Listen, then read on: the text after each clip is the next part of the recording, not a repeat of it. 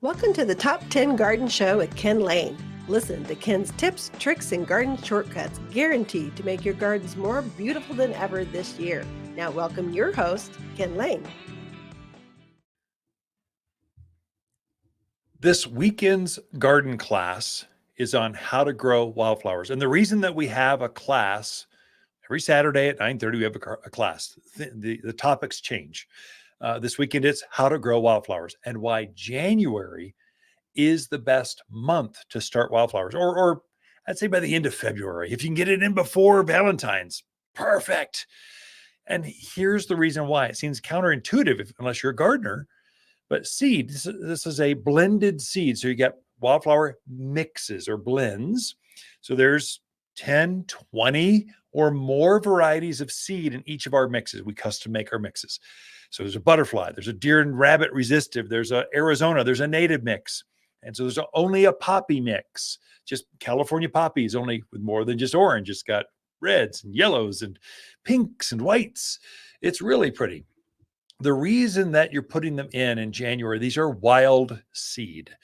And so some of them are so light and fluffy, they float away. Some are so hard and crusty, they just have this shell that you just can't get through. And so these types of seed that are truly wild, they're truly native perennial types of seed. That is, they're going to come back and grow bigger and better every year. Many of these need to go through this freeze-thaw cycle. They need to be frozen at night and then warm up during the day, and that scarifies or cracks open or breaks open some of these seed that are just so hard. They're designed to be there for years if they need to, until the environment is just right. And so you're not going to wait till the environment's just right. You're going to force it because you're a gardener. I want wildflowers now. And so you get the soil ready. It's pretty easy. I'll tell you how. And then you put your seed down. You put some light mulch, some organic stuff to keep them protected from basically the birds. And that's how you do it. And you're doing that the sooner the better. So the more they're exposed to this freeze and thaw, the better the harvest, the better the germination rate is going to be in your gardens. And so a few seed go a long way. So wildflower seeds are not like grass. So lawn type of grasses, you're putting very heavy, like 8 pounds per 100 square feet. It's some ridiculous thing. Wildflowers are ounces to the 100 feet. So it's like they just go a long ways. And so one flower is going to come up and just take over. And they'll come up in waves. So they'll start growing at the end of February, March. They'll just come up in ever growing waves as each variety of seeds start to germinate and come up. So they come up not all at once, but at different rates. And they're kind of sensitive. Some are light sensitive. So many hours a day, they go, oh, it's spring, grow. Some are soil temperature. Oh, finally, the soil's warm enough. I will sprout. And so there's different triggers for different kinds of seed. But if you have a good mix, a native mix, that's what's going to happen. Here, let me put a caveat to that. Here's the negative. Here's what to watch out for. And again, my name's Ken. We're just friends. And I don't want my friends to make mistakes. And so a lot of the seed mixes you see sold, especially at the big box stores, the marts and things, they're wildflowers, but they're annuals. So those folks, they're going for price point. They don't care about quality. They don't care about next year. They only care about getting you to buy, pay $10 for this. And you say, God, we sold another one. Yeah. And so then they won't come back for you. So these are zinnias and they're annuals. They'll bloom for 1 year and then that's it. They're not going to come back again. So they don't get better and bigger over time. So you don't want an annual variety of wildflower. You want a mix or blend of perennial varieties that are for this altitude, for this climate. So you're going to take our seed at Waters Garden Center from Prescott, Arizona. You're going to take that down to Phoenix or Palm Springs or Tucson. It wouldn't work. They're made for elevation. They're made for this cooler, this freeze thaw. They're made for our environment. So you want a seed mix that's made for you, not boxed up in like Atlanta, Georgia, and then shipped over and sold to every store, all 2,000 stores. You don't want that seed mix. You'll be happy for 1 year, and then you'll be sorely disappointed. If you're going to do the work, do it where it's going to last you for years. At a wildflower patch, they should get more beautiful with age. They should spread with age. They should drift down that hillside. They should spread down that creek side and get even more beautiful with time. And so here's what to do. So as you're prepping your soil, wherever you want it. So I want it under my oak tree, or I want it down this to hold in the hillside, this eroding away. You scrape off that area with a stiff tine rake. Usually you're just trying to open up the earth. That's all you're doing. And you're getting rid of the rocks, the debris, the old roots, things that are there that will prevent seed. Seed cannot germinate in rock. So you're trying to open up the earth. So get these rocks and you scrape it open so that you scarify or open up the earth so it can receive the seed. And you're getting rid of the rocks that heat up and just cause issues. And so that's okay. You just prep the soil, or you got it. What I do is I've got a couple just stunning patches. I mean, people come in the backyard and they just go, whoa, that's pretty cool. There's butterflies and hummingbirds. Right now I've got roadrunners running around in the flower bed going, I wonder what's out here. Because I just cut them back for spring prep. And so there's lots of activity that come with wildflowers because they're wild. They're attracting the wild things out in your yard. And so I've cut those back. What I'll do is rake it up, spread my seed. I actually do a couple things. I will add some humic, Humic, humic, or it's a soil conditioner.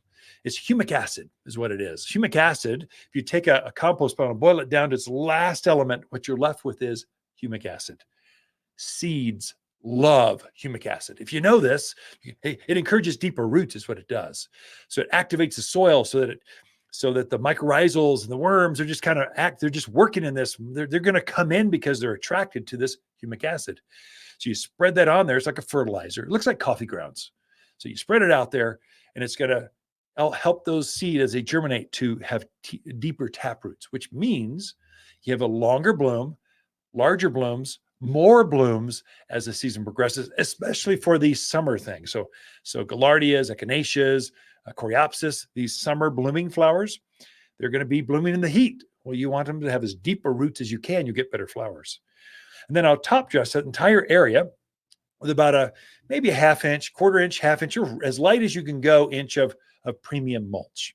So that's our mulch. We make it screened down real tight so it won't bury the seed, but it keeps the birds off. Keeps them moist, keeps them from drying out so you get a better germination rate. It ensures you get seed to soil contact so that it needs that. If the seed are floating on top of other weeds or grasses, they're not going to germinate. They need to touch the soil. So this just ensures that you get that. Now, some of these seeds are so small, I can't even see where they landed. It's a problem. And so when I first started putting wildflowers out, I'd get a bunchy. So I'd go, okay, I think I spread in my hand. And I couldn't tell where they were all going. So I get clumps of wildflowers coming up.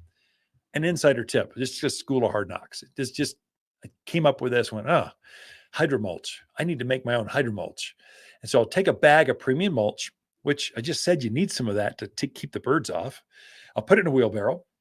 I put my wildflowers into the mulch and I blend that into the mulch. I get two benefits. One, I save a step, so I don't have to spread mulch out there afterwards, but it helps me to spread it much evener. So as now I'm taking a shovel, I'm spreading that out over the garden bed where I can see where that mulch layer is over there. Mulch is much easier to identify where it is than seed.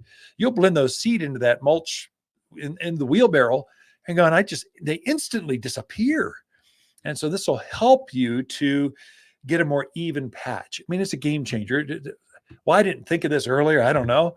But now I recommend it in garden classes and to my friends over airwaves.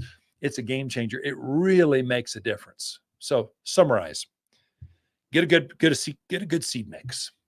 Get a native seed mix. If it's in a really pretty package, probably it's all annuals. If it's a cheap price, it's probably all annuals. In fact, they fill those packages up with annuals and top it off with vermiculite. It looks like seed, but it's not. It's just a trick to make it look cheaper. You want a good mix. Natives for your yard. Scrape open the earth with a stiff tine rake. Spread your seed out. Spread some humic over that. And keep it watered, a couple times a month. I don't know. That doesn't take much. Keep it moist, and that's good enough. And you're going to have a spectacular wildflower patch this year, even better next year.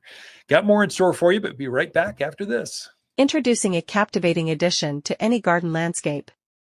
With its delicate blooms contrasting against deep green foliage, this resilient perennial brings a touch of elegance to even the coldest winter days.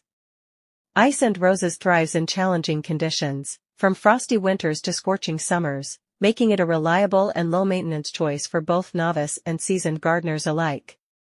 Its compact size and bushy habit make it ideal for borders, containers, or as a focal point in mixed beds. Whether adorning a quaint cottage garden or a modern urban landscape, Ice and Roses Lenten Rose is sure to enchant with its enduring beauty and enduring charm, making it a must-have for every garden enthusiast. Better together companion plants for February. Peony, Calgary Carpet Juniper, Lily of the Valley, Pinyon Pine.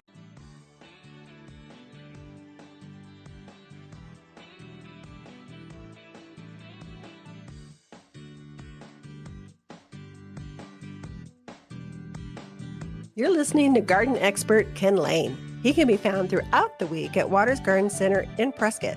Thanks for tuning in to the Top 10 Garden Show.